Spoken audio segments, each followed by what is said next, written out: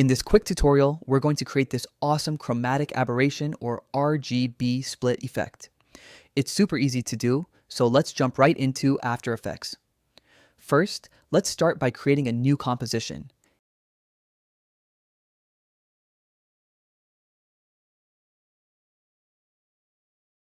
Hit OK. Next, grab your text tool and create a new text layer. I'm going to type Together Forever. Once you've got your text, let's make sure it's nice and centered in the frame. Now for the fun part, the RGB split. Select your text layer and duplicate it twice by hitting Ctrl+D or Command+D on a Mac. Select those two new duplicate layers. Head over to your Effects and Presets panel, search for Channel Mixer, and double-click to apply it. For the top layer, we want to make it purely red. Turn red to 100 and green and blue to 0. For the middle layer, let's make it green. Turn green to 100 and red and blue to 0. To actually see the effect, we need to offset them. Grab your red layer and nudge it down just a little bit, then grab the green layer and nudge it up a notch.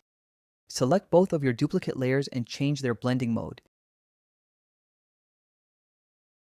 You can use Add, Lighten, or Screen, but for this look, I'm going to go with Screen. Look at that.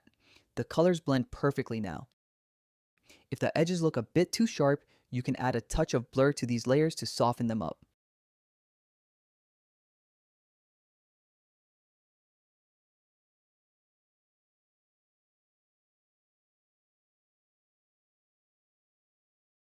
Next, let's add some movement.